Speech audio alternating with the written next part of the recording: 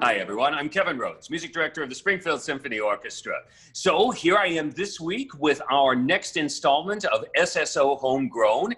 And today I am so excited because I have with me our principal trumpet, Mr. Tom Bergeron. We're going to be listening to a piece of Tom's and we're going to talk to him. So, hey, Tom, let's get us both up here on this screen.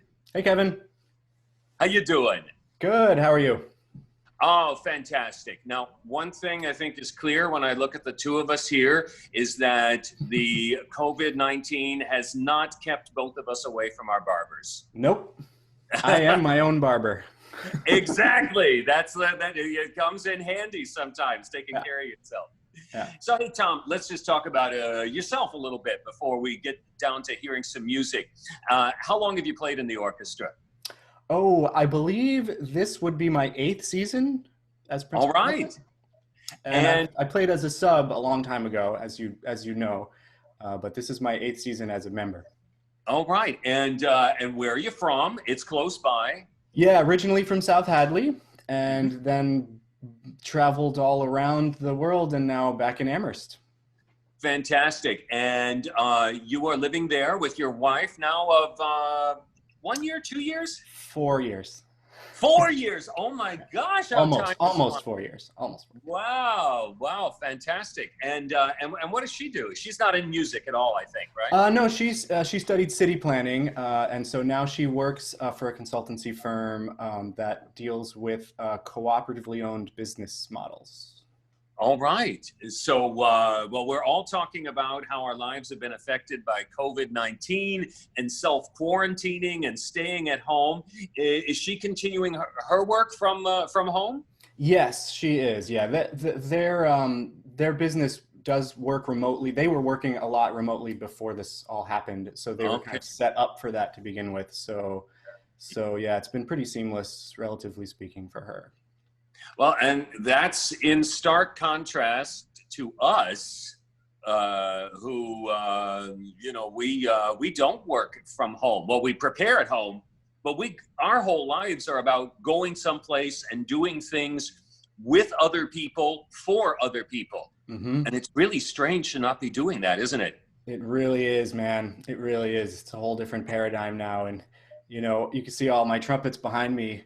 And I'm trying to stay, stay engaged with music. Mm-hmm. And, as a teacher, I can continue my work in that realm, and that definitely helps. But, to think about, I've had to sort of reinvent what's inspiring me and motivating me, because we don't have that end point of a performance that we're working towards necessarily.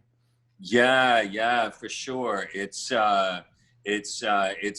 really a crazy time for us, and that synergy between musicians when they are playing music together is wow. It's like, for myself, nothing in my body feels right because I don't have that going on a daily basis. Yeah, man, we tried. I've got a 20-piece chamber class at school, and we tried to sing Happy Birthday over Zoom yesterday, and it was a complete disaster, as you might imagine.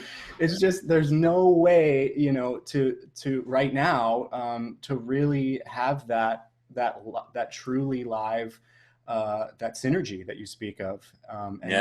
Do I miss it?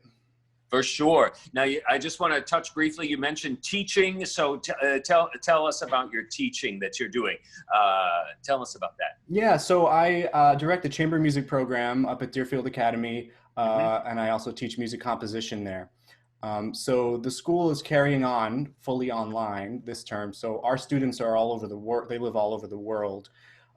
So, with the exception of some time zone issues, for our Asian students, we have been able to meet synchronously over Zoom, and music composition has been kind of a great tool for these kids in these times. When they feel kind of isolated, they can engage and feel creative and feel like they have something to offer in that realm. And chamber music class has obviously been a bit more of a challenge. We're working on recordings, so we're making multi-track recordings where they layer in their parts one at a time from home.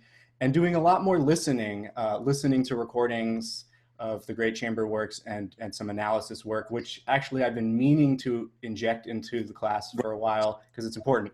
And this has kind of provided an excuse to do that.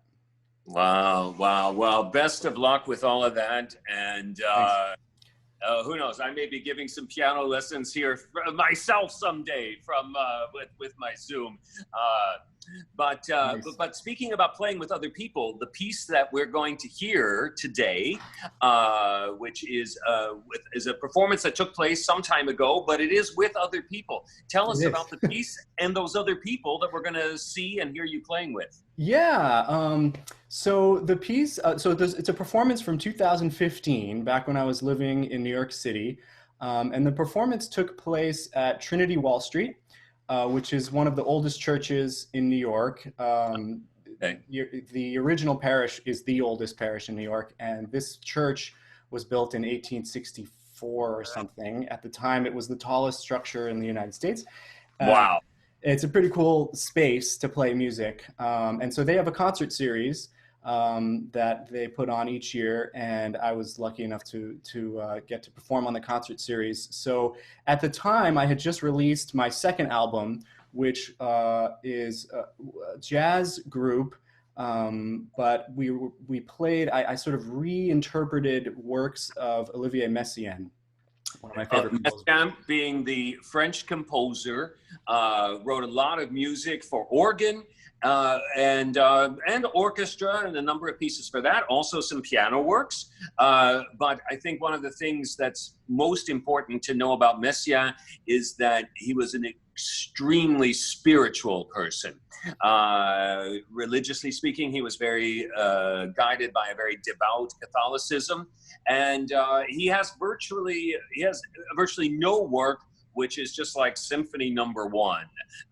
It's not quartet number 1, it's quartet for the end of time, written in a concentration camp during World War II. So his works have often a lot of extra musical associations. What about this work that you base this on? Is this one of those it's number 1 or number 4, or does it have something extra? Yeah, well, this is the most of this excerpt that you're going to hear is a piece that is the first of his piano preludes. So he wrote a book of piano preludes just like Debussy did. It was kind of sort of inspired by Debussy's piano preludes. And this is the first of those preludes, called The Dove. And we kind of take the material, these arrangements I do, they take some of the material, some of the melody, some of the harmony, a bit of the structure, but then they kind of, we take that and interpret it in the vein of like a jazz ensemble. So there's a lot of improvisation. I do a lot of improvising. The pianist is improvising pretty much the entire time, using the sort of my interpretation of or translation of Messiaen's harmonies into like how we would define them in the jazz world. And to your point about Messiaen being particularly religious and the fact that we were performing at Trinity Wall Street, the beginning of this excerpt, you hear the tail end of our interpretation of a different Messiaen work called O Sacrum Convivium, which is one of his most sort of overtly religious pieces, originally for chorus, that Latin text about the body of Christ, and that sacred sacrament. It's like the sacred feast. So you hear a little bit of that at the beginning of the excerpt, and then it segues into this new interpretation of his piano prelude, The Dove. This sounds like a perfect piece to be hearing at this time of year, after Easter, et cetera, et cetera. So let's now hear it. Tom, I'm going to give you the floor for the official introduction. All right. Well, thank you all for listening. I'm really honored to be able to present this performance from 4 years ago with a number of musicians who I dearly miss performing with. Please enjoy an excerpt of O Sacrum Convivium, followed by, in its entirety, Messiaen's The Dove.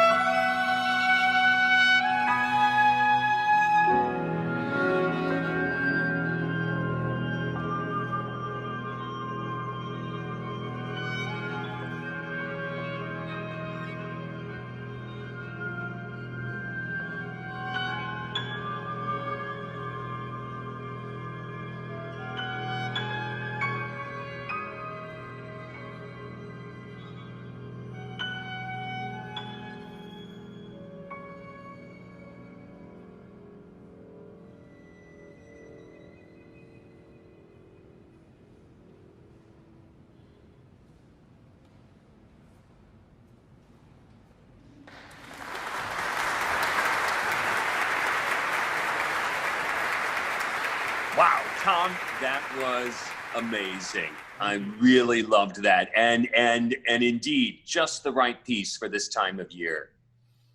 Thanks, Kevin. Thanks for giving me the opportunity to share it. Well, thank you for sharing with us and all of the people watching here today. Well, that wraps it up for this week's SSO Homegrown. I want to kind of just put everyone's eyes towards the future, because we have coming up on May 5th, this is sort of the nationwide Giving Tuesday day, a day where non-for-profits raise money all over the country. And our Giving Tuesday this year is going to be specifically focused on the Musicians Relief Fund. And you can find all the information about that on our website. And it's a really great thing, and is really crucial to helping all of the great musicians, all of the amazing musicians of the Springfield Symphony Orchestra, just like Tom, help them make it through these difficult and challenging times. So thank you, Tom. Thank you, everybody. And we'll see you next time for SSO Homegrown.